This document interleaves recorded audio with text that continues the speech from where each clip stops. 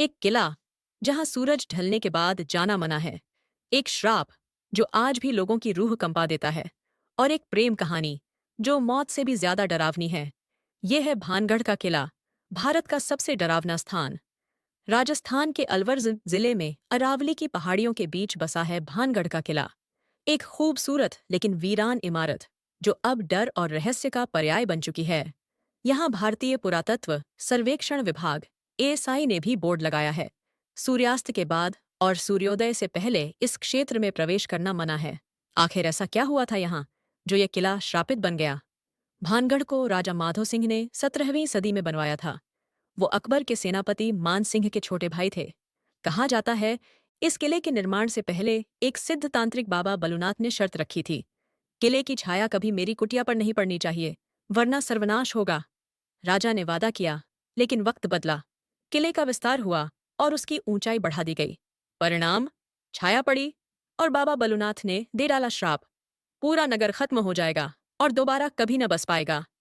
लेकिन एक और कहानी है जो लोगों की जुबान पर आज भी जिंदा है।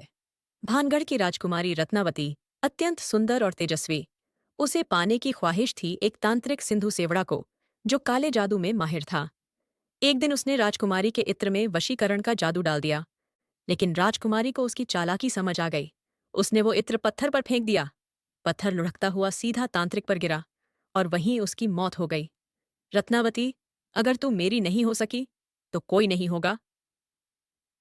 ये नगर अब नहीं बचेगा। उसकी मृत्यु के साथ ही शुरू हुआ विनाश। युद्ध हुआ, पूरा नगर जल गया, रत्नावती लापता हो गई और तब से आज तक भानगढ़ उजड़ा हुआ है। कहते हैं रात के समय यहाँ अजीब आवाजें आती हैं, चूड़ियों की खनक, औरतों की हंसी और भयानक चीखें। कई लोग जो छुपकर रात में यहाँ रुके कभी वापस नहीं लौटे। कुछ ने कहा दीवारों के पीछे कोई चलता है, कुछ ने कहा किसी ने उन्हें छुआ। ये सब आई या दी थी, पर पास कोई नहीं था। मैं और मेरे दोस्त वहां गए थे। रात को अचानक किसी ने पीछे से धक्का मारा, लेकिन कोई था ही नहीं। भूतिया घटनाएं इतनी बढ़ गईं कि सरकार को बोर्ड लगाकर चेतावनी देनी पड़ी। भानगढ़ आज भी वहां खड़ा है, एक शांत खंडहर जो हर पत्थर में एक चीख समेटे हुए है। राजकुमारी रत्नावती का क्या हुआ? क्या तांत्रिक की आत्मा आज भी वही है? क्या सच में रात के बाद आत्माएं वहां भटकती हैं, या ये सब सिर्फ एक लोक कथा है? फैसला आप करें।